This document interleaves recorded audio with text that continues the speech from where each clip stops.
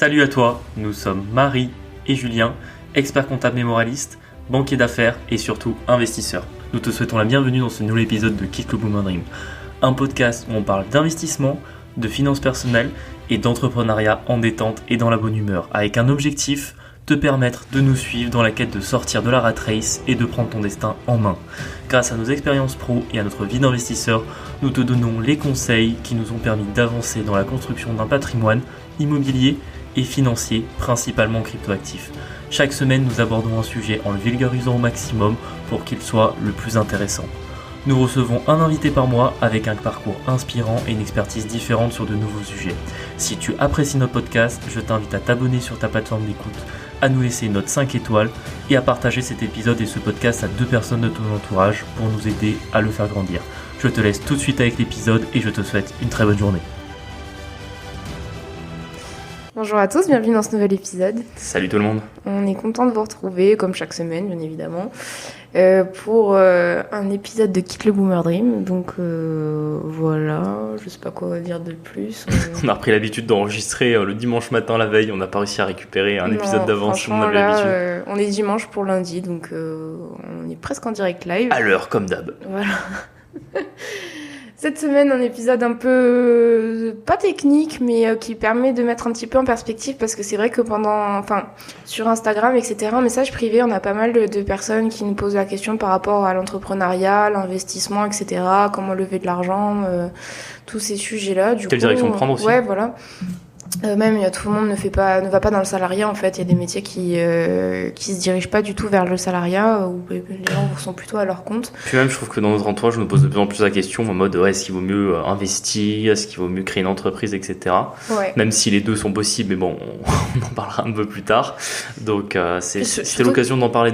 Surtout qu'il y en a plein, je pense, qui n'ont pas la notion aussi des fois un peu de la limite de l'investissement, dans le sens où tu lèves pas des millions avec l'investissement en 5 ans, donc écoutez, on va vous faire un petit épisode, vous donner notre point de vue, et voilà, hein. La boum anecdote de la semaine. Moi, j'ai eu mon entretien annuel. Je m'attendais à rien, mais je suis quand même déçue. Bon, je sais pas. En fait, il y a des gens qui veulent pas se remettre en question. Enfin, vraiment, j'ai des boomers de patrons. On a un turnover de malade, et en fait, pour eux, c'est normal. Et en fait, ils étaient soulagés de... Que t'aies pas dit que tu partais. En fait, voilà, que j'ai pas dit sur le moment que je partais. Donc du coup, c'est pas grave, je leur laisse passer des vacances tranquillement et je leur dirai à la rentrée que je me casse. Et voilà, vraiment... ils ont une vision. En fait, là, c'est là où je me rends compte que tout le monde ne peut pas être entrepreneur. Et vraiment, c'est pas des entrepreneurs. Vraiment, c'est pas des chefs d'entreprise. On subit, ils en ont rien à faire tant que ça tient un petit peu. Au pire, ils repéreront des honoraires de recrutement, etc. Donc, écoutez. Tu te fais mon œil extérieur là-dessus. Surtout que honnêtement, je trouve que... Je vais parler de la REM après, mais vas-y. Ouais, mais je trouve que ton entretien, en réalité, s'est bien passé. Enfin, vu de mon œil, tu pouvais pas en espérer mieux, parce qu'en réalité, tu leur as exprimé que ça allait pas, pour tout un tas de raisons très pratiques et cohérentes que tu leur as expliquées. Et en fait, ils en ont pas tenu compte, et pour eux, ils pensent que tout va bien. En fait, ça te fait un pont d'or pour négocier ta rupture conventionnelle dans quelques mois, parce qu'en fait, tu pourras tout simplement leur expliquer que tu as dit les problèmes qu'il y avait, qu'ils en ont pas tenu compte, et qu'en fait, t'as l'impression qu'ils s'en foutent un peu, et que en toi, t'as pas d'autre solution que de partir, quoi. Alors que, par exemple, si ils t'avaient donné raison et qu'ils t'avaient proposé des solutions, toi, t'aurais sans doute eu l'impression que ton entretien était mieux parce que tu te serais senti écouté, sauf qu'en fait, ça aurait compliqué les choses parce que dans tous les cas, tu pars à la fin de l'année, mais que du coup, si t'avais dit que tu partais dans quelques mois alors qu'ils avaient modifié des choses, eux, ils te l'auraient entre guillemets reproché en disant, écoute, tu nous as dit qu'il y avait des soucis, on a essayé d'y remédier, on y a remédié, et tu pars quand même. Tu vois ce que je veux dire ? Je sais pas, parce que en fait, j'ai l'impression qu'ils entendent pas. Tu vois, quand je dis un truc, eux, ils ont retenu qu'en fait, j'étais plutôt contente. Ouais, mais après, c'est toujours pareil, c'est court terme vs long terme. À court terme, je comprends que c'est chiant parce que t'es pas écouté, t'auras rien de mieux et t'es toujours dans les mêmes problèmes. En plus, t'as vraiment l'impression que les patrons s'en foutent. À long terme, c'est mieux pour toi parce que ça sera d'autant plus facile de négocier ton départ. Ouais. Et au niveau de la rémunération, du coup, j'ai déjà donné plein de fois dans cet épisode, enfin dans ce podcast, combien est-ce que j'ai été payée. Généralement aussi à l'entretien annuel, c'est là où, en tout cas en expertise comptable, tous les ans, on passe l'entretien annuel et c'est là où généralement on négocie l'augmentation. En fait, je sais que j'ai déjà un fixe haut en fait par rapport au marché pour mon. Combien? Vas-y, donne des chiffres parce que je vois on a plein de nouveaux abonnés, on a plein de nouveaux auditeurs, donc je pense qu'ils ont peut-être pas en tête ta rémunération. Alors annuellement, je gagne je suis à 45 brut annuel, donc 45 000 brut annuel. Ça fait quoi en net? Ça fait un 3002? Non, ça fait un 2008. 2008. Net. Ok. Et là, du coup, en vrai, j'avais pas grand-chose à demander non plus parce que je savais que mon fixe était haut et que surtout j'ai pris 7000 d'augmentation dans l'année, déjà en avance. En décembre, j'avais pris 7000, j'étais passée de 38 à 45. Bon, enfin, bien évidemment, du coup, ça, c'est ce qu'ils m'ont remis à la gueule pour pas m'augmenter plus. Et du coup, bon, je les ai laissés faire leurs propositions. Ça me fait des arguments encore plus pour partir après. Sachant que je suis pas mal payée non plus, faut pas déconner. Du coup, ils m'ont proposé 3% d'augmentation annuelle. J'ai lâché un petit... c'est même pas l'inflation. Il m'a dit, ouais, mais bon, t'as déjà augmenté de 7000 dans l'année, machin, bon, soit. Et je prends 2000 € de prime. Bon, l'avantage, si tu les prends quand même en prime Macron, du coup, au moins, ils sont nets, les 2000 balles. Normalement, ils sont nets. Donc, voilà, pour avoir fait économiser... de salaire, donc voilà. Le retour sur investissement il est pas ouf pour moi, ouais. Mais bon. Mais c'est bien parce que ça donne encore un exemple de ce qu'on dit souvent, c'est qu'au final, dans ta boîte, en réalité, tu fais le travail de plusieurs personnes, donc tu économises plusieurs rémunérations à ton patron et il te le rend pas du tout, quoi. Et ça, c'est quand même un souci parce que du coup, en fait, ça entretient l'idée que avant, ils payaient genre 4 salaires pour une quantité de chiffre d'affaires. Maintenant, ils payent plus que 2 salaires et ils ont toujours le même chiffre d'affaires. Donc, pourquoi ils feraient quelque chose? Sauf qu'en fait, ils se rendent pas compte qu'ils mettent les équipes à rude épreuve et que dans 3 mois, tout le monde sera parti, quoi. Ouais, parce que du coup, il y a 2 démissions qui leur sont données, la mienne et celle de mon collègue que j'apprécie beaucoup. Donc, bon, ils verront bien ce qui va se passer à la rentrée. Sans côté que tu nous avais dit aussi qu'il y avait une nouvelle salariée qui était arrivée, qui pense déjà partir d'ici 6 mois. Donc bon, c'est pas... Enfin, vraiment, je pense qu'ils sont dans le déni complet. Et surtout, au niveau des objectifs, du coup, parce que, bon, c'est là aussi, dans ces moments-là, où eux, ils disent ce qu'ils attendent de nous. En fait, ce qu'ils me demandent, je suis pas assez payée pour le faire, en fait. C'est-à-dire prendre un cabinet en main, refaire les process, etc. Enfin, en compensant la production comptable qui est absolument pas gérée, c'est impossible. Donc, j'étais là, bonsoir, non. Explique peut-être rapidement pour nos éditeurs, c'est qu'en fait, donc t'es dans un cabinet comptable qui a déjà une clientèle actuellement. Ils se sont mis en tête en fait de racheter un autre cabinet qui est en fait encore plus loin de là où on habite. Et ils voulaient que t'ailles pour gérer ce cabinet en fait. C'est ça, ils veulent que en gros on prenne moi et mes collègues du même manager. Ils veulent qu'on aille du coup à un cabinet qui est à une demi-heure, non peut-être pas une demi-heure. Je sais pas, 20 minutes, je pense que c'est... ouais, franchement, bien 25 minutes, hein, surtout si y a des embouteillages, quoi. 25 minutes, et bon, franchement, pas la place, pas l'envie. Je veux dire, ils nous vendent ça comme une opportunité d'évoluer dans le cabinet, mais je me disais, mais mon Dieu, ils sont tellement à 10 000 lieues de ce que nous, on pense, Donc moi j'ai dit que j'avais pas la place pour l'instant, donc surtout qu'en plus il n'avait qu'à me faire de la place et peut-être que je prendrai ma part dans le nouveau cabinet. Oui, surtout qu'en plus c'est uniquement de rajouter de la charge de travail. En fait, c'est pas une évolution en mode tu changes de poste, tu feras quelque chose de nouveau. Tu fais la même chose qu'avant avec 2 fois plus de travail, quoi. Le nouveau cabinet qu'ils achètent, c'est le mec part à la retraite en fait et l'objectif c'est de lui retirer de la prod, de le soulager pour que il parte doucement à la retraite. Mais j'ai tellement pas envie de faire ça. J'ai expliqué pendant 2 heures que je voulais plus faire ça, plus de TVA, plus de liasse, plus de machin. Mais en fait, ils veulent qu'on replonge là-dedans. Donc j'étais là, bon. Tant pis. Et puis voilà. Donc pour mon entretien, je m'attendais à rien. Je suis quand même déçue. Bon, c'est pas grave, ça me donne des arguments pour partir après. Donc, ouais, voilà. Moi quand tu m'as envoyé que ça s'était pas bien passé, etc., je me suis posé plein de questions. En fait, quand tu me l'as raconté, j'étais en mode, ça s'est passé exactement comme on s'attendait que ça se passe. Oui, et finalement, le cas est plutôt... Enfin, tu perds 2h30 à expliquer tout ce qui va pas, et en fait, ils écoutent rien, quoi. Enfin... Ouais, mais t'es pas encore dans le détachement ultime. Tu vois, moi, la dernière fois que j'ai fait mon entretien annuel, où en plus j'en ai profité pour dire que je partais, bah, j'étais extrêmement factuel, quoi. C'est-à-dire que ça se passe bien, oui, alors que non, qu'il y a un paquet de choses qui vont pas, mais bon, finalement, en fait, c'est plus mon problème, tu vois. Donc maintenant, j'arrête de relever les points. Toi, Je vais que dans le extrêmement concret, en mode, bah, sur 1 ou 2 dossiers, j'avais besoin que le manager fasse un mail. Du coup, je lui dis, bah, ça et ça, faut que tu me fasses un mail. Et voilà, quoi. Je suis resté tellement factuel qu'au final, il était content. Et puis, il m'a même gratifié d'un petit bonus sur ma prime annuelle. Donc, au final, bah, je m'attendais à rien et ça s'est passé exactement comme je m'attendais. Et je pense que même lui était content. Et en fait, il s'en fout un peu parce que je pars à la fin de l'année et qu'il me remplacera facilement. Et voilà, quoi. Enfin bon. Deuxième boom anecdote de la semaine. Bah là, on finit une acquisition. On vous en a déjà parlé. On signe le 9 août. Ouais, yes. Ça y est, enfin. C'est là pour lequel on a eu vraiment galéré à avoir le financement. Ah ouais, bah tiens, rappelle peut-être rapidement les dates, parce que tu sais, il y a des auditeurs qui n'ont peut-être pas encore acheté d'immobilier. On l'a visité en décembre. En décembre que tous les deux, du coup. Ouais, on avait fait une offre, une négo qui avait duré un peu de temps. Je pense qu'on a dû avoir une offre, une offre acceptée. Je pense. Mi-janvier, fin janvier, un truc dans ces eaux-là. Et pareil, les notaires, ils ont tardé pour qu'on signe le compromis. On a signé le compromis fin mars ou début mars. Début mars, je crois. Et on va seulement signer l'acte d'acquisition le 9 août. Ça vous donne un petit peu les délais, sachant qu'on a dû faire 5 dossiers bancaires cette fois, j'en ai jamais fait autant.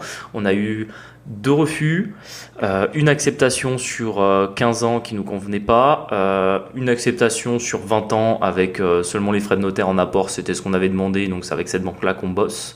Et une dernière banque où j'ai toujours pas je viens de penser, j'ai toujours pas eu le retour de la dernière banque. Mais bon, bref, de toute façon, à un moment, il fallait bien qu'on avance, et la dernière banque, en fait, ils m'avaient donné un oui, mais 10% d'apport, et 15 ans, j'étais là, bah, pas 10% d'apport et pas 15 ans, du coup, ils m'ont dit, ah bon, bah, faut qu'on fasse un dossier, que ça aille plus haut dans les circuits décisionnaires, et au final, j'ai toujours pas la réponse. Donc bref, franchement, les banques, c'est une catastrophe, mais bon, vous le savez, on le dit dans chaque épisode. Donc voilà, on est quand même content que ça se signe bientôt. Et du coup, cette semaine, on a fait la petite visite de contrôle. Ça, je vous invite toujours à la faire. Alors bon, c'est pas exactement la visite pré-signature, parce que c'est vrai qu'en général, la visite pré-signature, faut la faire genre la veille ou maximum une petite semaine avant. Là, on était quand même un petit peu en amont, mais je voulais y aller. Déjà, c'était pour reprendre des photos, reprendre des mesures, parce que là, ça y est, j'ai publié toutes les annonces, même si j'avais déjà des annonces qui traînaient depuis un petit moment. Bah là, je les ai remis avec une date de disponibilité des locaux, parce que pour rappel, c'est un local commercial d'une centaine de mètres carrés qui sera un spa équipé, parce qu'en fait, il y a déjà les équipements à l'intérieur. Donc en fait, on a juste trouvé un preneur qui l'exploite, et on sera sous forme de bail commercial. Et il y a une autre partie du local, sachant qu'il y a 2 entrées séparées, où c'est à peu près 180 mètres carrés de bureaux. Là, actuellement, il y a entre 7 et 9 bureaux, parce qu'il y a 2 bureaux qui nécessiteraient un peu de travaux pour redevenir des bureaux. On va dire 9 bureaux, on pourrait monter à 11, 12, on est en train de voir les plans, c'était pas encore. Soit c'était le projet initial, on loue chaque bureau indépendamment, donc sur des petits loyers, ça sera du 200-300 euros par mois. Mais bon, quand vous en avez 10-12, je vous laisse faire le calcul, ça va vite faire pas mal de loyers. Mais bon, nous, ça va nous obliger de gérer un petit peu les lieux communs, la salle d'attente, les couloirs, faire passer du ménage, mettre une caméra de sécurité, etc. Enfin bon, on a quelques petits trucs à faire, ou alors on loue les 180 mètres carrés en une fois. Ce qu'on est en train de se demander si on va pas faire aussi, ça nous fera peut-être un peu moins de boulot. Il y a la demande en face aussi, parce que ça joue quand même. Mais au final, par contre, d'un point de vue rentable, on y gagnerait moins si on louait tout d'un coup. Bah, j'ai fait les calculs justement ce matin. Si on loue tous les bureaux individuellement, on est à 18% de rentabilité. Ouais. Et si on loue tous les bureaux à un seul preneur, on serait potentiellement à 15,5% de rentabilité. Donc franchement, c'est à voir, parce que ça permet aussi, si jamais on trouve un preneur rapidement, c'est que pour louer 12 bureaux, je sais que ça va mettre quand même au moins 6 mois minimum, parce que il y a de la demande, mais bon, c'est pas non plus 15 personnes qui vont se précipiter le premier jour. Donc la dernière fois qu'on l'avait fait sur notre opération, on avait mis à peu près 6 mois pour tous les louer, sachant que là, dans une ville un peu plus grande, on va voir, on n'est pas encore décidé là-dessus. Ce qui est certain, c'est que j'y suis retourné du coup avec un plombier pour vérifier en fait toutes les installations. Et donc ça, c'était notamment sur le spa, vérifier les ballons d'eau chaude, les arrivées d'eau, les évacuations, si le spa fonctionnait, si le hammam fonctionnait, si le sauna fonctionnait, tout fonctionne très bien. Donc au fait, ça c'est top. Et voilà, c'est quelque chose que je vous conseille quand même de faire, c'est d'aller toujours faire ce type de vérification, surtout que je l'avais noté dans le compromis. Et nous, forcément, dans notre cas, c'était aller sur place avec un plombier parce que c'était plutôt des installations d'eau. Mais par exemple, dans une acquisition, j'ai ma sœur qui achète un immeuble où elle, dans son cas, c'est la toiture qui est à vérifier et où il faut absolument qu'avant la signature de l'acte final, elle aille sur le toit avec un homme de métier également qui fasse une analyse de la toiture et qui vérifie si tout est bien parce que le vendeur l'a déclaré. Mais comme vous le savez, ça n'engage que ceux qui les croient et il vaut mieux toujours y aller avec votre artisan, vérifier avant la signature parce qu'une fois que c'est signé, en théorie vous pouvez toujours tenter une action en justice mais ça sera très difficile, donc voilà, faites-le avant, comme ça moi vous serez tranquille. Ouais. Pour les bonnes anecdotes de la semaine, et on a une question d'abonnés. En réalité, on en a eu plusieurs, je les garde un peu sous le coude pour les prochains épisodes. Alors j'espère que je prononce. Moi j'en ai une autre aussi. Ah ouais. J'espère que je prononce bien le prénom. C'est Aris qui nous demande comment faites-vous pour enchaîner autant de projets et malgré tout de vous faire financer par les banques. Est-ce que vous achetez principalement en SCI ? Alors comment est-ce qu'on fait pour enchaîner autant les projets ?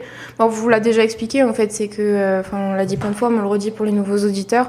En fait, à chaque fois qu'on lance un projet, on enchaîne le suivant, généralement peu de temps avant la vente de celui qui est en cours. Ça nous permet du coup de les enchaîner assez rapidement. Là, typiquement, on a l'exemple, on va signer du coup les locaux dont vous parliez à l'instant. Et on a déjà versé un acompte pour pouvoir réserver le prochain bien. Parce qu'on l'a déjà trouvé, que l'opportunité s'est pointée et qu'on a dit OK. Et en fait, c'est comme ça qu'on les enchaîne. Nous, par contre, on n'a jamais fait faire plusieurs projets en même temps. Je sais qu'il y en a qui le font, c'est-à-dire de demander des financements à deux banques différentes en même temps. Nous, on le fait pas. C'est vrai qu'on serait allé beaucoup, beaucoup plus vite. Mais voilà. Après, il y a effectivement dans la théorie tu peux le faire, il y a aussi une question d'apport parce que quoi qu'il arrive les banques te demandent toujours un peu d'apport.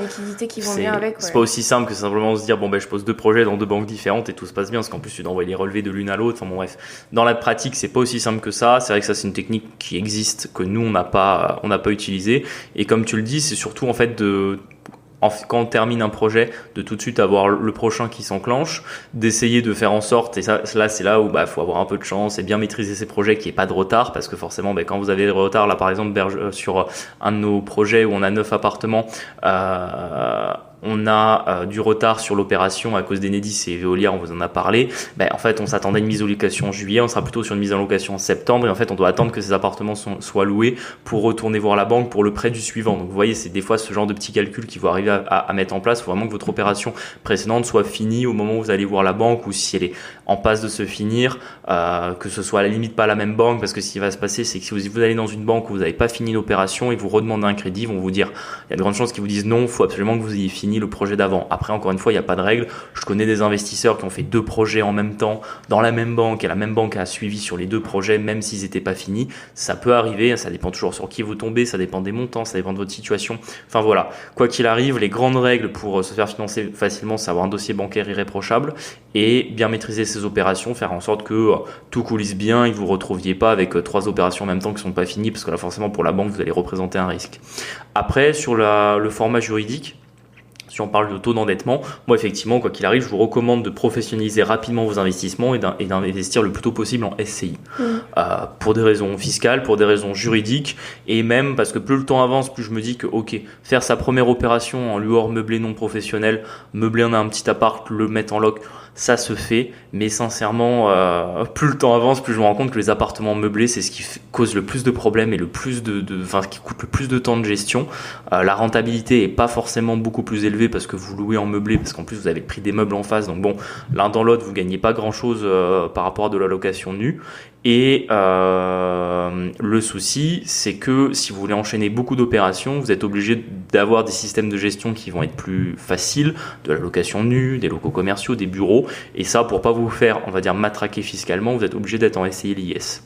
Et l'un dans l'autre, être en SCI dans l'IS, ça permettra de vous faire plus facilement financer par les banques parce que beaucoup de banques ne vont pas vous appliquer les critères HCSF et la limite de 35% de taux d'endettement quand vous passez en SCI. Donc voilà, c'est un petit peu la petite stratégie. Quoi qu'il arrive, le sujet principal, c'est soyez finançable en fait. Donc c'est ayez des revenus réguliers, de préférence un CDI, ou alors si vous êtes à votre compte, ayez au moins 3 ans sur votre activité, ayez des revenus supérieurs à ce que vous dépensez, ayez de l'argent sur vos comptes, ne soyez jamais dans le rouge, n'ayez pas de crédit consommation ou de LOA ou voilà, toutes les charges. Écoutez le podcast Quitte le boom.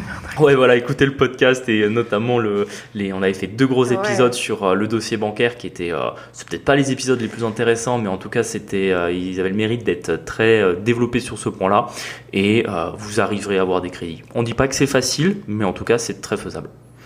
Et aussi, soyez tenace en fait, tout simplement. Des fois, il y en a qui abandonnent un petit peu rapidement au premier refus. La vérité, c'est que nous, on en a pris des refus et à chaque fois, on lâche pas, on trouve une autre banque, on ajuste les chiffres, on fait en sorte que ça passe, on joue le jeu de la banque. Et alors c'est sûr que c'est plus compliqué que quand on dit oui on nous dit oui de suite, mais bon il faut être pugnace dans la vie et voilà, je rajouterai ça. Tout à fait. Et puis ne pensez pas que vos banquiers sont des experts en quoi que ce soit. Ça on le dit souvent aussi, mais le niveau en banque baisse énormément, je trouve, d'année en année. Il y a de grandes chances que les personnes à qui vous présentez votre projet n'aient pas une maturité suffisante en droit, en fiscalité, en stratégie d'investissement pour pouvoir vous donner un avis en fait. Donc ne vous fiez pas à votre avis, venez simplement chercher un crédit. Pour avoir un crédit, il faut jouer le jeu de la banque comme tu viens de le dire. Et c'est pas parce que la personne vous dit non qu'en fait son avis vaut que votre projet n'est pas finançable. Ça veut juste dire que pour tout un tas de raisons, vous n'avez pas été financé dans cette banque-là. Parfois tout simplement parce qu'ils n'avaient pas envie d'un nouveau client ou parce que vous étiez déjà client qui voulait pas faire en sorte de débloquer des enveloppes de financement pour vous. Donc franchement, n'hésitez pas à aller voir beaucoup de banques et faites-le tout de suite. Vous gagnerez du temps après. C'est rien d'aller en voir 10, mais je pense qu'à partir du moment où vous signez le compromis, il faut que dans les 15 jours, vous ayez vu 3 banques à peu près. Je pense que c'est une bonne moyenne pour au moins avoir un accord. Ok, pour ça. Tu veux faire la dernière question ou pas ? Oui, pardon, la dernière question. J'ai eu une question, en plus ça rejoint un petit peu, on va parler un peu plus pour les entrepreneurs et ça rejoint un petit peu l'épisode de cette semaine. J'ai eu une question effectivement sur un auto-entrepreneur qui va bientôt arriver au plafond de la franchise de TVA. Donc vous savez, quand vous êtes entrepreneur jusqu'à un certain montant, vous ne payez pas la TVA et en fait vous ne facturez que leur taxe à vos clients, sachant que lui en plus il travaille toujours, enfin quasiment que en B2B, donc que avec des professionnels. Donc en plus pour lui la TVA ça serait transparent parce que même s'il facture en TVA, ses clients eux pourraient la déduire de l'autre côté, donc ça serait neutre. Et en fait il me posait la question à quel moment il faut plutôt rester en auto-entreprise et déclarer la TVA ou passer en société. Et c'est vrai que c'est des questions qui reviennent souvent et même parfois pour nos amis qui sont eux-mêmes à leur compte, etc. C'est des questions qui reviennent très très facilement dès qu'on est à son compte, surtout qu'en plus quand on crée son entreprise, c'est un des régimes qui est un peu simple à utiliser parce qu'il n'y a pas trop de démarches juridiques à faire. Et moi, la grande question que je vais vous donner, c'est tout simplement, est-ce que vous avez beaucoup de frais ou pas ? Si vous êtes dans une activité qui a très peu de frais, à ce moment-là, restez en auto-entreprise. Parce que certes, en auto-entreprise, vous êtes imposable aux cotisations sociales sur votre chiffre d'affaires, mais si vous n'avez pas grand-chose à déduire en termes de charges, finalement, aller dans un régime au réel comme une société, ça ne va pas forcément vous faire économiser des impôts. En revanche, maintenant, si vous êtes dans une activité qui a pas mal de charges, on peut dire par exemple quelqu'un qui se déplace beaucoup, qui a de gros frais de déplacement, ou à l'inverse par exemple dans le bâtiment, si vous êtes plombier, vous vendez des matériaux en même temps, ou pareil si vous êtes électricien, plaquiste ou autre, dans ce cas-là ça peut avoir du sens de passer le plus vite possible sur un régime au réel. Qu'est-ce que c'est un régime au réel ? C'est simplement qu'en fait quand vous allez déclarer aux cotisations sociales, impôt sur le revenu, votre résultat, en fait vous serez plus imposé sur votre chiffre d'affaires mais uniquement sur votre bénéfice moins vos charges. Donc plus vos charges sont grosses, moins vous serez imposé. Donc c'est souvent la grande question à se poser. Après, dans les calculs, je pense que soit vous le faites vous-même si vous maîtrisez un peu les choses, soit il ne faut pas hésiter à aller consulter un comptable, un bon comptable, ou éventuellement un conseil avocat fiscaliste ou autre qui va pouvoir vous diriger. Et n'hésitez pas à le faire le plus tôt possible parce que même si ça vous coûte un petit billet de prendre un rendez-vous et d'avoir 1 ou 2 heures de conseils là-dessus, en fait vous le récupérez en quelques semaines ou en quelques mois sur vos impôts, quoi. C'est clair. On rentre dans le vif du sujet, du coup. De l'épisode. Ouais, donc je pense que ça sera entreprendre vs investir ou entreprise vs investissement. Je sais pas encore ce qu'on va l'appeler. Voir comment on l'appelle. Sujet important parce que je pense que ça nous vient tous à l'esprit au bout d'un moment de se dire putain, l'investissement en vrai, c'est vrai que c'est long en fait, c'est long, c'est dur. Ça serait pas plus simple de passer par une création d'entreprise? Bah, moi, c'est souvent ce que je dis, par exemple, aux gens qui sont un petit peu au début, qui nous posent la question, qui sont parfois même pas salariés, qui sont encore étudiants et qui se disent non, mais plutôt que de trouver un job et d'investir à côté, est-ce que je créerai pas direct ma boîte? Bah, c'est un petit peu deux écoles avec deux niveaux d'avancement qui vont être complètement différents, dans le sens où l'investissement, c'est toujours pareil, si tu investis pendant longtemps, c'est sûr que ça va marcher. Peu importe dans quoi tu investis, et peu importe un petit peu comment tu investis, tant que tu mets de l'énergie dedans, au bout de pas mal d'années, ça va payer. Donc typiquement l'immobilier, au bout d'un moment, quand tu auras de la plus-value sur tes biens, que tu auras remboursé des crédits, que tu auras gardé du cash flow avec tes loyers. Peut-être que par exemple, on peut donner notre exemple, combien de loyers on encaisse par an? Attends, ça je reviens juste après, je termine sur mon exemple. Je disais simplement que du coup, l'investissement, plus vous allez investir longtemps, plus ça va finir par grossir et à la fin être significatif et vous permettre de augmenter votre niveau de vie ou de quitter votre job si c'est votre objectif. Et à l'inverse, l'entreprise, c'est beaucoup moins linéaire, c'est-à-dire que soit ça peut marcher extrêmement vite, en mode vous pouvez devenir millionnaire en 2 ans. Alors que dans l'investissement, à moins d'avoir beaucoup de chance, c'est quasi impossible. Soit vous pouvez vous planter 3, 4, 5 fois pendant 10 ans avant de trouver un concept qui marche, avant de trouver l'entreprise dans laquelle vous arrivez à performer, à la faire évoluer. Donc c'est ça qui va être un petit peu compliqué. C'est-à-dire que dans l'entreprise, vous pouvez galérer pendant longtemps et, entre guillemets, perdre un petit peu votre temps si par exemple au bout de 10 ans vous avez fait faillite pour la 3e fois et vous recommencez quasiment de zéro d'un point de vue patrimonial, alors que l'investissement franchement la banqueroute dans l'investissement ça arrive quasiment jamais, parce que quand on investit d'une bonne manière, de manière intelligente, même si à un moment donné vous faites une mauvaise opération, vous arriverez toujours à vous relever et à continuer, et ça va pas vous mettre en risque total sur votre investissement. Moi, ce que je vois un petit peu des clients que j'ai, donc du coup qui sont forcément tous entrepreneurs, c'est qu'en fait il y en a plein qui sont pas faits pour ça malheureusement. Alors que tu vois, l'investissement, en soi, tout le monde peut le faire, je pense. Tout le monde peut le faire à partir du moment où c'est bien encadré, que voilà, avec les prérequis, je veux dire, les connaissances qui sont acquises, peut-être même se faire aider, etc.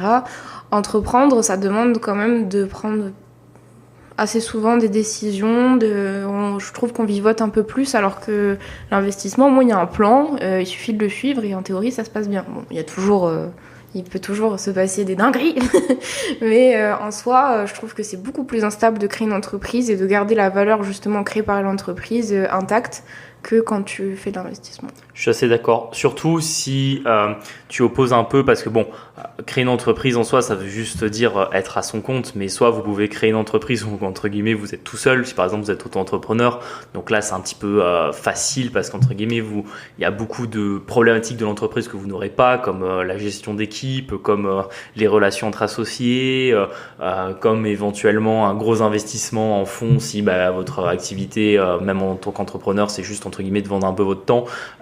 C'est vrai que ce qui va être compliqué, c'est quand vous créez vraiment une grosse boîte avec beaucoup de salariés, voire des associés, où là, il y a beaucoup de choses qui vont rentrer. Donc, il va falloir être capable d'échanger, de s'affirmer avec ses associés, avec ses salariés, de gérer de l'humain. C'est souvent gérer de l'humain qui est le plus difficile. Je pense aussi une des raisons qui fait que pour l'instant, on n'a pas entrepris et qu'on a préféré l'investissement, c'est parce que on le voit dans notre vie de tous les jours, le plus compliqué à gérer, c'est l'humain. Et que quand tu entreprends, c'est des problématiques que tu vas moins avoir. Même si tu vas les avoir un petit peu, il va falloir gérer tes équipes de travaux, il va falloir gérer des locataires, il y a un petit peu d'humain dedans, mais ça sera pas des relations aussi compliquées que les salariés, parce qu'en fait, tes artisans, tu vas les voir quelques semaines le temps du chantier, tes locataires, tu vas avoir des relations avec eux, je sais pas moi, allez, 3 fois par mois peut-être maximum, ou alors un peu plus, mais que dans des périodes où il y a des problèmes à gérer, sinon vous entendrez pas trop parler. Ça va quand même être une gestion qui va être complètement différente. Et comme tu dis, soit on est fait pour ça, soit on l'est pas. Après, j'irai pas jusqu'à opposer le fait que si t'as pas un mindset d'entrepreneur, faut devenir investisseur, parce que je trouve quand même on passe ce raccourci-là quand même. Ouais, mais c'est pour ça que je pense que c'est intéressant de le clarifier, parce que en réalité, t'as beaucoup de notions et ton état d'esprit est finalement pas très éloigné, que tu sois chef d'entreprise ou entrepreneur. Je dirais que pour moi, ce qui fait la vraie opposition entre les deux, c'est un peu ta manière de réfléchir réfléchir du type, en fait, un investisseur, il va toujours regarder ce que ça rapporte.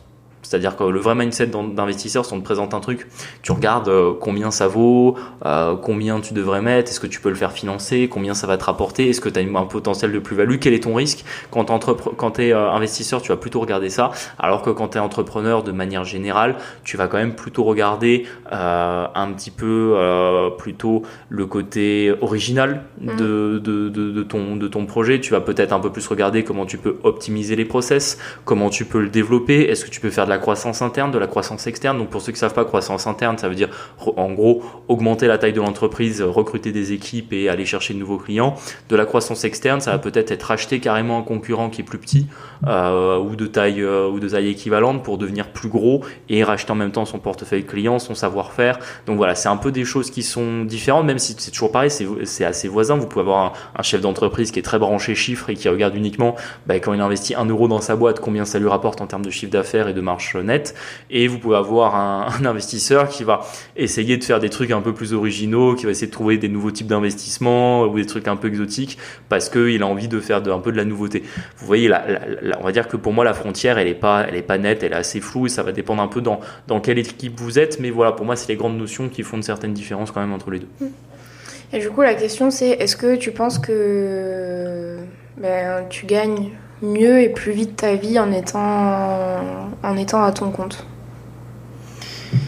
Moi, je pense que l'opportunité peut vite se présenter, mais en réalité, c'est pas à tout le monde qu'elle se présente non plus, tu vois. Oui, en fait, c'est très vite, c'est compliqué.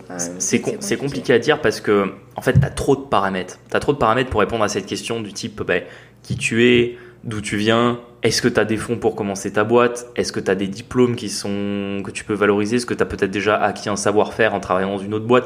Tu as tellement de choses qui viennent un petit peu se greffer que c'est très compliqué à dire. En fait, si tu as peut-être déjà des compétences, tu as peut-être déjà du réseau, tu as peut-être déjà du savoir-faire, ouais, c'est sûr que tu vas gagner plus vite bien ta vie en lançant une boîte qui fonctionne que en commençant à investir dans l'immobilier, les cryptos, la bourse et en te créant un petit patrimoine d'année en année. En revanche, si par exemple tu prends un jeune de 18 ans qui n'a pas de diplôme, qui n'a pas de réseau, qui n'a pas de savoir-faire, en fait, à moins qu'il ait vraiment une fibre particulière pour l'entrepreneuriat et qu'il arrive à lancer une start-up ou vraiment un nouveau concept ou qu'il arrive à se placer quelque part d'intéressant en termes de marché, pour lui, ça va être bien plus facile d'entreprendre, de trouver un petit CDI, payer 1500 balles par mois, d'acheter son premier bien immobilier, de commencer à investir dans les cryptos, etc., que de créer une boîte alors qu'il a aucun réseau, aucun savoir-faire et pas de fonds à apporter au début, quoi.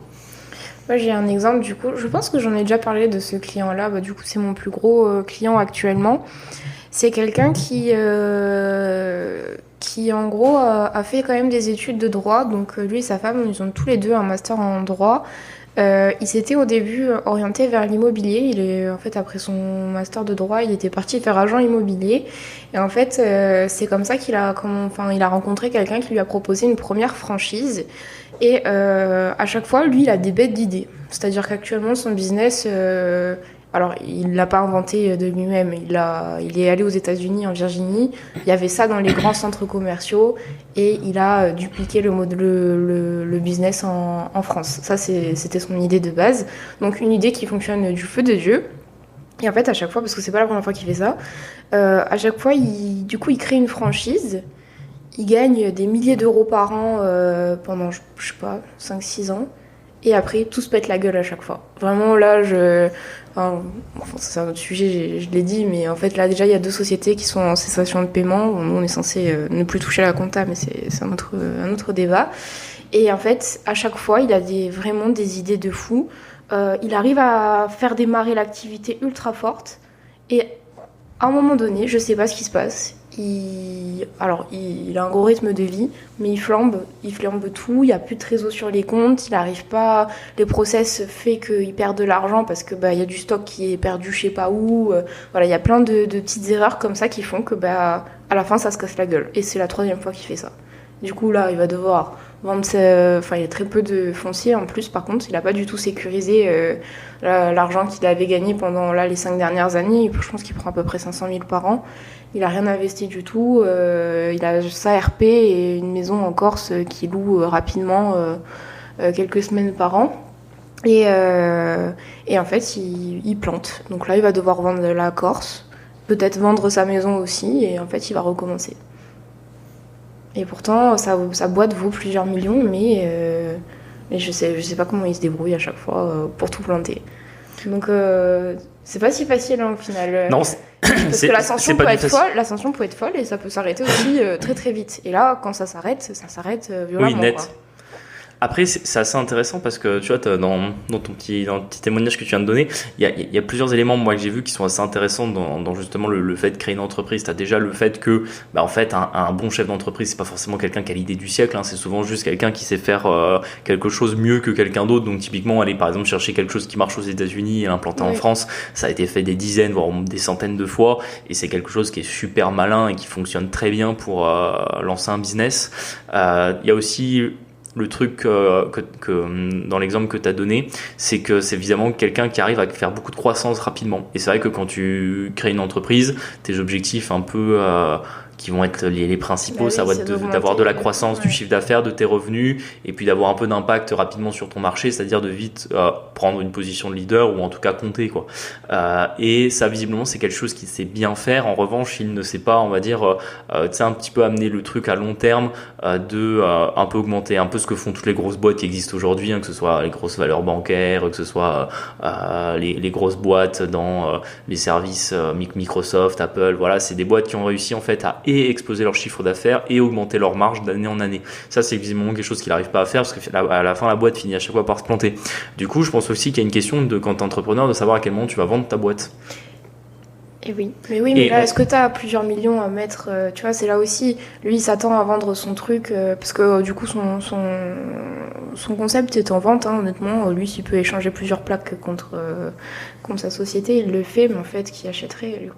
Oui, mais parce que maintenant, c'est un peu trop tard pour vendre. En fait, il fallait vendre il y a 2 ans. Mais il y a 2 ans, il était OK aussi pour vendre, il a jamais trouvé acquéreur. Alors peut-être qu'il en demandait trop, je ne sais pas, mais... Non, après, bon, c'est ça, je veux dire, moi, je le dis de manière un peu générale, peut-être qu'effectivement, dans son cas, c'était pas possible. Mais on en reparlera tout à l'heure côté investissement. Pareil, l'arbitrage quand t'es investisseur, ça aussi c'est important et ça aussi c'est pas donné à tout le monde. Donc c'est pour ça que c'est des choses qui sont assez intéressantes et je pense que ça va nous permettre d'enchaîner un petit peu après sur un peu les avantages inconvénients de chaque statut entre guillemets. Et pour revenir sur le petit parallèle sur l'immobilier, quand t'investis, c'est un peu différent parce que bon, certes, tu vas quand même avoir un objectif de croissance des revenus, mais avant tout, ce que tu vas devoir maximiser en tant qu'investisseur, c'est avant tout ta rentabilité. Alors que par exemple, quand tu entreprends, la logique c'est plutôt d'avoir vite des gros chiffres d'affaires, d'avoir entre guillemets beaucoup de cash pour grossir plus vite. Quand tu es investisseur, par exemple, moi je vois des investisseurs qui arrivent à lever genre 1 million pour acheter un très bel appartement qui va être loué à une rentabilité de 3% par an. Ça, c'est pas être un bon investisseur. Pourtant, il a levé 1 million, il a, d'un point de vue patrimonial, il a levé beaucoup d'argent. Mais en réalité, tu seras un bien meilleur investisseur si jamais tu investis genre 300 000 euros, mais par contre que tu as 15% de renta. Ouais. Donc, le 15% de renta te permettra d'aller beaucoup plus vite parce que tu vas rembourser et ton prêt plus vite et avoir plus de cash flow et devenir beaucoup plus solvable pour tes futurs projets. Mais d'un autre côté aussi, quand tu es entrepreneur, tu vas un petit peu te délester c'est-à-dire que tu vas finalement te retirer beaucoup d'incertitudes que tu vas avoir quand tu es investisseur. Par exemple, quand tu es entrepreneur, bon, tu vas avoir plein d'incertitudes sur, par exemple, la pérennité de ton business, de savoir est-ce que tu vas pouvoir continuer à croître quand tu vas devoir trouver un salarié, est-ce que ton nouveau produit que tu vas lancer sur le marché, est-ce qu'il va marcher. Ça, c'est des choses qui vont rester, on va dire, dans ta sphère d'entreprise, pardon. Mais par contre, quand tu es investisseur, tu vas un peu avoir le truc de à chaque fois que tu te lances dans une opération, j'achète quoi ? Qu'est-ce que je fais? Sur quel marché je vais? Dans quelle classe d'actifs je vais? Est-ce que je fais des cryptos? Est-ce que je fais de la bourse? Est-ce que je fais de l'immobilier? Est-ce que je fais les trois en même temps? Est-ce que j'arrive à faire les trois en même temps? Est-ce que les cycles s'alignent? Non. En général, quand il y en a un qui est haut, souvent l'autre est un peu bas. Tu vois, tu vas avoir d'autres questions qui vont être un peu différentes et tu vas potentiellement devoir maîtriser aussi plus de domaines quand tu es investisseur que quand tu es entrepreneur. Parce que quand tu es entrepreneur, bon, certes, tu dois maîtriser un petit peu ton marché et là où tu es, mais tu peux vite te permettre de simplement prendre des conseils et prendre des gens qui ont vraiment de l'expérience pour t'accompagner là-dessus, alors que quand tu es investisseur, il faut être bien meilleur dans tous les domaines parce que dès que tu as un bail à faire rédiger, tu peux pas te permettre de prendre un avocat parce que ça va juste trop manger ta marge en fait. Ouais. Et comme tu dis, flinguer ta renta. Et toi, quels seraient les avantages que tu vois dans la création d'une entreprise VS, encore une fois, devenir investisseur? Je pense que c'est parce que c'est... Enfin, pour moi, j'ai l'impression que c'est un peu plus rapide, quand même. Au final, là, regarde, pour nous, en 5 ans, là, on encaisse combien de loyers par an? Ah, tu dis que c'est un peu plus rapide de créer une entreprise que d'investir? Ouais, je pense. En fait, je trouve que le goût, le goût, la résultante de tout ça, j'ai l'impression quand même que ça apparaît un peu plus vite. Tu vois, au bout d'1 ou 2 ans, tu peux déjà te rémunérer, etc. Nous, pour remplacer nos salaires, il nous a fallu plus 5 ans. Oui, après, c'est aussi parce que tu as une courbe exponentielle qui n'est pas la même. Tu vois, par exemple, si tu prends, à terme, si tu prends notre cas pour l'immobilier, effectivement, je sais pas moi, la toute première année, on encaissait quoi? On n'avait même pas de cash flow sur la première opération, on encaissait peut-être 10 000 € de loyer par an. Là, 6-7 ans après, on est sur l'année dernière, on était à 120 000 € de loyer grosso modo sur l'année, et cette année-ci, on va être à 250 en comptant toutes les opérations finies. Hein. Donc bon, ça va être un petit peu en dessous. Là, on parle plutôt pour 2025, mais c'est vrai qu'on aura quasiment doublé et notre patrimoine immobilier et surtout nos revenus immobiliers en 1 an. Alors que c'est vrai qu'une boîte qui double d'une année à l'autre, c'est quand même plus rare, même si ça existe. Moi, j'ai des exemples de startups qui les ont. C'est surtout qu'en général, quand tu commences à lancer ta boîte, normalement, tu vas vite rapidement trouver tes premiers clients et vite bien manger. C'est plutôt après être capable d'exploser des plafonds va être plus compliqué, alors que dans l'investissement, si tu continues, les plafonds, ils vont se casser un peu tout seuls, quoi. Peut-être que, alors, du coup, j'étaye un peu mes propos, c'est peut-être aussi dans le but de profiter un peu de tout ça, tu vois ce que je veux dire. Alors je suis d'accord, l'investissement c'est plutôt à long terme. Je pense que l'entrepreneuriat à court terme, tu peux vite en profiter, c'est-à-dire tu peux vite avoir beaucoup d'argent. Alors moi je le vois toujours comme ça, mais aussi tu peux vivre aussi sur ta boîte, tu vois. Avant de vivre sur les SCI, faut avoir... Oui, d'un point de vue juridique et fiscal, c'est mieux d'avoir sa boîte et tu vivras mieux qu'un salarié, on est d'accord. Pour ceux qui l'ont compris en fait, comment optimiser du coup les charges sur une société. Tu vois, il y a plein de trucs comme ça où je pense que c'est plus accessible par la création d'une entreprise. Et moi j'ai quand même l'impression que voilà, les clients que j'ai qui sont entrepreneurs, alors généralement ils vont pas trop dans l'investissement, ou du moins ça se pose vraiment tard la question, mais du coup ils reviendront jamais au salariat parce que liberté du temps, visiblement on a, comment tu dis, un semblant de gagner beaucoup plus que quand t'es salarié, et tout ça pour moi je pense que c'est un avantage par rapport à l'investissement. Et l'investissement, t'es obligé de rester dans le CDI si tu veux, de rester dans les bonnes conditions pour jouer le jeu de la banque. C'est vrai que là, pour moi, effectivement, c'est le gros avantage de l'entrepreneuriat face à l'investissement, c'est que tu as le contrôle de ta boîte et tu vas un petit peu réaliser ce que tu as envie de faire, entre guillemets. Tu vas créer un peu quelque chose qui est à toi, donc en termes d'envie, en termes de sens à ce que tu fais, ça va être beaucoup plus fort dans l'entrepreneuriat par rapport à l'investissement où finalement tu vas un petit peu répéter machinalement des stratégies et à côté tu as quand même toujours ton CDI dans ton job que t'aimes pas forcément. Donc là je suis 100% d'accord avec toi. Par contre, pour moi le gros inconvénient de l'entreprise, et t'en as pas trop parlé, c'est que pour moi le risque il est beaucoup plus élevé. Oui. Et tu vois, on a des exemples autour de nous de jeunes qui ont essayé de lancer des petites boîtes dans des domaines qui n'ont pas marché, qui sont retournés derrière au salariat, tu vois. On en a autour de nous et qui ont entre guillemets un petit peu perdu du temps en mode, certes ils ont en plus ça fait l'expérience après. Ça fait l'expérience, mais je veux dire ils ont parfois passé 1 an et demi, 2 ans à s'acharner dans une idée, essayer de développer le truc, vraiment avoir un peu le lifestyle d'entrepreneur, de travailler travailler tout le temps et d'être vraiment jamais en vacances parce que voilà, tu veux que ça avance et que dès que tu as un client, ben écoute, tu peux pas lui dire non. Et à l'inverse, quand tu investis, tu es beaucoup plus diversifié. Tu peux à la limite avoir un projet qui se passe mal. Donc typiquement une opération immobilière où il y a une toiture que tu n'avais pas envisagée, boum, ça te coûte un billet de 20 000 que tu n'avais pas prévu.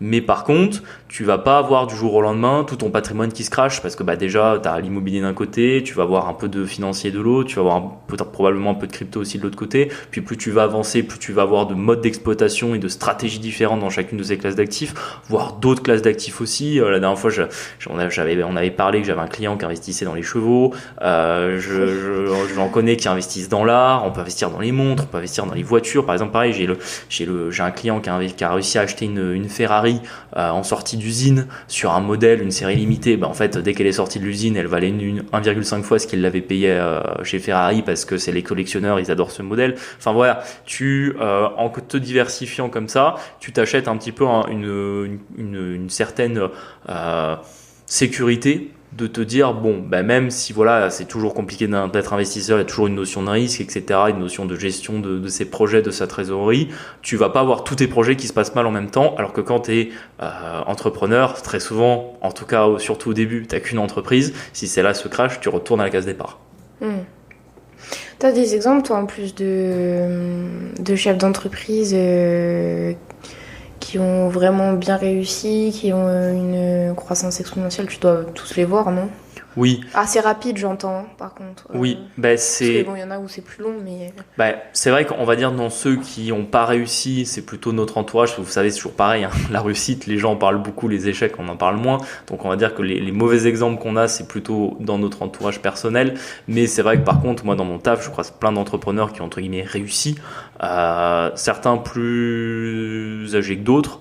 Par exemple, ça aussi, oui, parce qu'il y a aussi en combien de temps tu réussis. Par exemple, j'ai un entrepreneur, il a créé une start-up dans l'alimentaire, on appelle ça une food tech, et la boîte, je sais pas, elle a peut-être été lancée en 2016, et on va dire 7-8 ans après, elle vaut 10 millions d'euros, tu vois. 10 millions d'euros, il en détient la moitié. En fait, il peut partir à la retraite maintenant et ne plus du tout travailler, même pas investir, juste vivre sur ce qu'il a jusqu'à la fin de sa vie. Est-ce qu'il y a quelqu'un qui l'achète à 10 millions, tu penses ? Ah oui, à 10 millions, il y a quelqu'un qui l'achète, surtout que c'est une start-up, tu vois. Et que le concept existe, et qu'en plus ils ont des salariés, enfin il y a une vraie boîte derrière, c'est pas juste, surtout si la boîte elle existe depuis 7 ou 8 ans, c'est quand même que derrière ça fait du chiffre d'affaires. Maintenant, et en plus, je viens de te dire une grosse bêtise, elle n'avait pas valorisé du tout 10 millions, elle avait valorisé 30 millions, mais 10 millions c'est ce qu'il en aurait s'il la vendait demain. Voilà, c'était plutôt ça, je viens de retomber sur mes pieds au niveau des chiffres. Et à l'inverse, j'ai aussi des chefs d'entreprise qui ont créé un peu classiquement des boîtes dans le bâtiment, qui sont devenus constructeurs de maisons, aménageurs, promoteurs immobiliers. Eux, très souvent, ils se sont lancés dans les affaires il y a 30 ou 40 ans. Aujourd'hui, ils sont assez âgés. Alors oui, ils ont des patrimoines ultra impressionnants, ils ont des résidences secondaires à Monaco, ils ont des bateaux. Mais en réalité, quand tu regardes un petit peu leur cheminement patrimonial, ils ont commencé à avoir un gros lifestyle quand ils avaient 45-50 ans. Donc c'est-à-dire, c'est pas des gens qui ont commencé, boum, 25 ans, ça y est, chef d'entreprise et la vie est rose. Et je pense qu'au début, ils ont dû un peu galérer. Parfois, certains ont fait aussi le chemin d'être d'abord salariés et puis seulement derrière de créer une boîte. Donc c'est pas aussi simple que ça en a l'air quand on les regarde.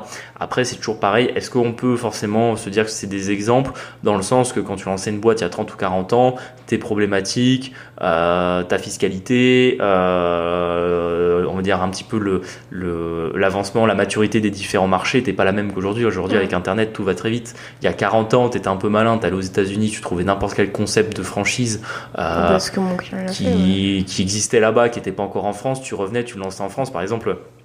Tu vois, les auditeurs, ils doivent connaître sans doute Olivier Seban. C'est un formateur immobilier, etc., qui a une chaîne YouTube.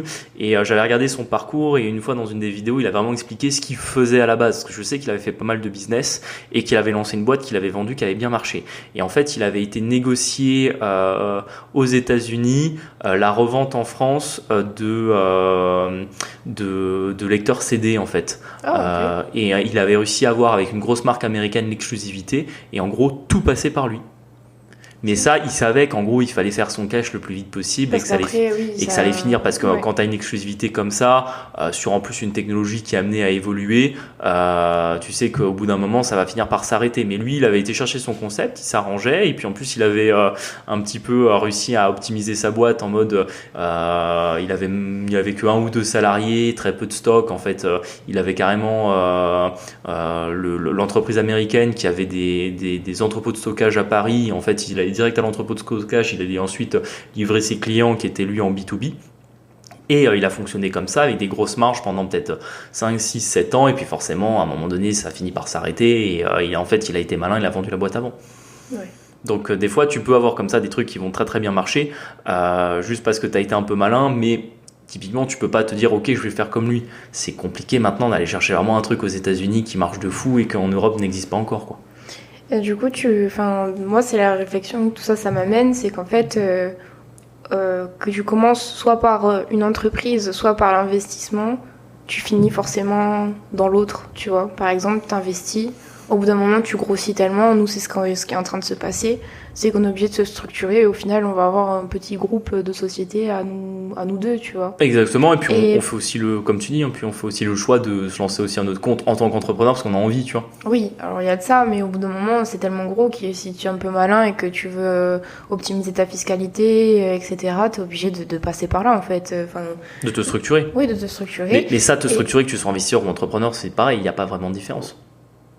Oui, mais ce que je veux dire, pour avoir 2 appartements à gérer et en avoir une centaine, au bout d'un moment, si tu veux continuer à investir, tu es obligé de passer en mode que ça devient ta petite entreprise. Voilà, tu es obligé de passer en mode entrepreneur parce que tu es obligé de déléguer, tu es obligé de prendre plein de décisions comme ça qui, au final, ressemblent vachement à une entreprise.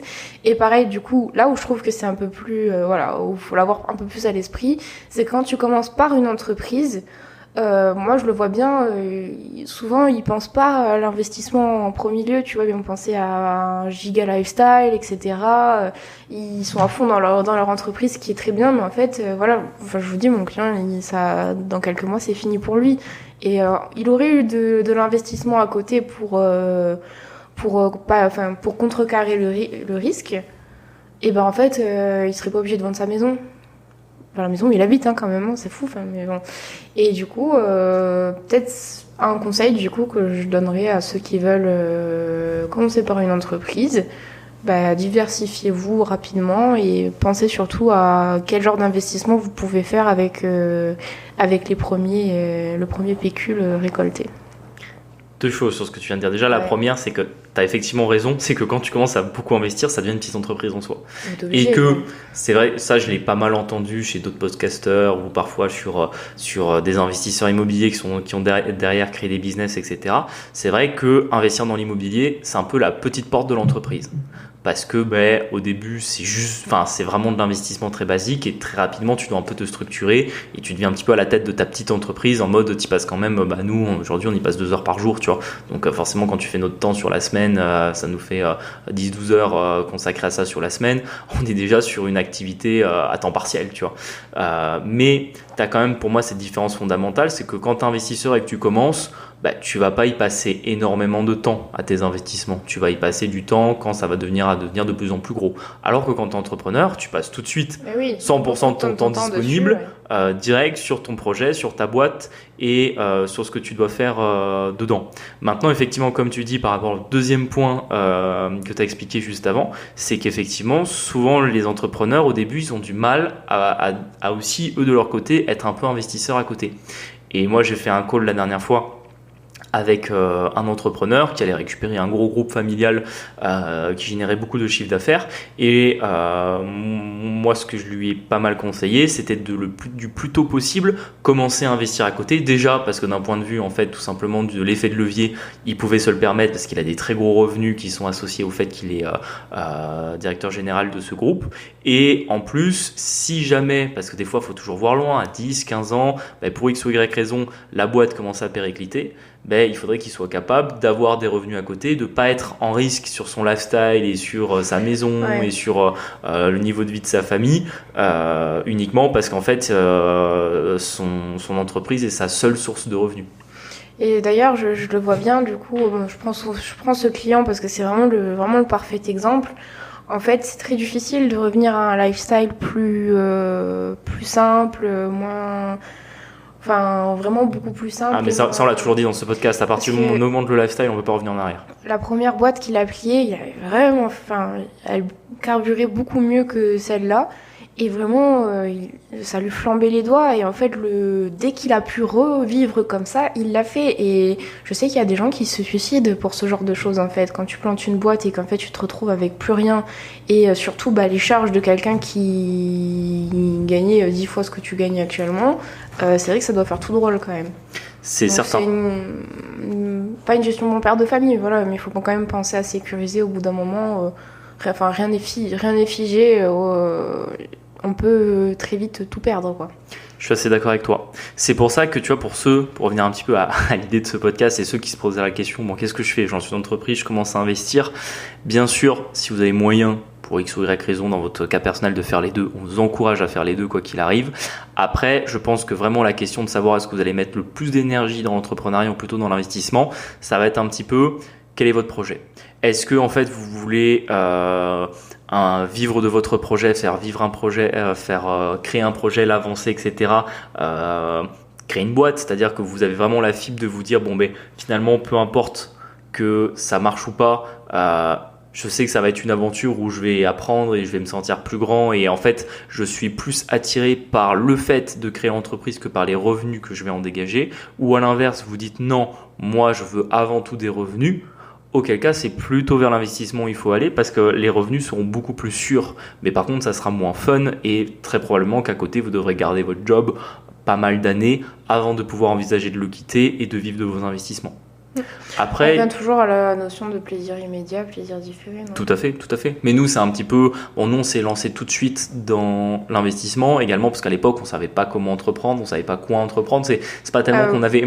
Si, on avait peut-être pas la fibre qui était hyper développée de ce point de vue-là. Moi, typiquement, j'ai un métier à terme qui est censé être à son compte, mais en fait, avant d'y arriver, il me fallait 10 ans, 10 ans à cravacher, quoi. Vraiment, donc, c'était pas possible. Mais parce que la configuration se mettait comme ça. On a des potes qui sont kinés. En fait, un kiné, c'est à son compte, c'est pas salarié, quoi. Tout à fait. Mais c'est pour ça aussi que à partir du moment où vous commencez à entreprendre, posez-vous toujours la question comment vous pouvez investir à côté le plus vite possible.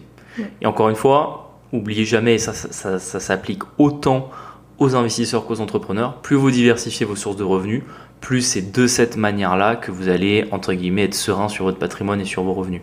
Puis, en plus, c'est, je pense, peut-être pas si dur d'investir quand on est entrepreneur, parce qu'au final, y a plein de choses qui sont faciles d'accès et qu'on peut retrouver dans sa boîte. Par exemple, typiquement, les murs de les locaux, pour moi, c'est le premier truc qui me viendrait à l'esprit, je pense. Mais tu vois, ça c'est nos formations, parce que c'est vrai que nous on a pas mal d'entrepreneurs. La dernière fois j'en ai un, je lui ai dit mais t'as acheté les murs de ta boîte? Il me dit non, c'est vrai que j'y ai pas pensé. Je dis mais arrête, tous les mois tu mets un loyer pour ton entreprise. Si tu crées une SCI et que c'était finalement à toi que l'entreprise elle payait le loyer, déjà si un jour l'entreprise elle est plus là, quoi qu'il arrive, il te reste les murs, quoi. C'est ça. Ouais, t'es pas obligé de payer le loyer, quoi. Enfin, je sais pas. Il y a plein de manières de sécuriser. Il y a plein de manières de sécuriser, donc. Tout à fait. Voilà. Et dans tous les cas, il faut faire du patrimoine. Et je pense que si jamais vous décidez de vous lancer dans l'entrepreneuriat, ne visez pas uniquement un petit peu le court terme avec les revenus que vous allez en avoir et de tout cramer. Voyez toujours à long terme. Est-ce que ma boîte, elle sera vraiment valorisable et est-ce que j'ai un pourcentage de chance élevé de pouvoir la revendre avec une grosse plus-value dans X années? Est-ce que je vais faire en sorte que mon entreprise me permette d'avoir de l'effet de levier pour investir à côté et augmenter mon patrimoine? Quoi qu'il arrive, même si aujourd'hui on a essayé un peu de faire un épisode où on opposait un peu les deux, les grandes logiques patrimoniales, elles sont quasiment les mêmes que vous soyez entrepreneur ou investisseur. Et ça vaut aussi, je pense que ça fait une autre conclusion un petit peu pour cet épisode, c'est que si jamais vous êtes investisseur, voyez vos investissements en tant que chef d'entreprise. Dès que ça commence à être, dès que vous commencez à avoir 5-6 appartements, voilà, vous avez une petite boîte de location immobilière, voyez les choses toujours de manière extrêmement professionnelle, commencez à vraiment à vous faire des plans sur plusieurs années en mode comment je vais investir, quelles vont être mes stratégies, comment je vais faire, comment je règle les problèmes, comment j'automatise les process. Et c'est toutes ces astuces qui vont vous permettre d'avancer et d'atteindre vos objectifs. C'est une belle conclusion. T'as encore quelque chose à rajouter? Non, je pense qu'on a fait le tour. Bon, du coup, tu vas investir bientôt? C'est déjà fait. Non, mais j'étais ça en rigolant. Mais par contre, nous, maintenant qu'on a fait pas mal d'investissements et qu'on a plus besoin de notre CDI dans quelques mois, Oui.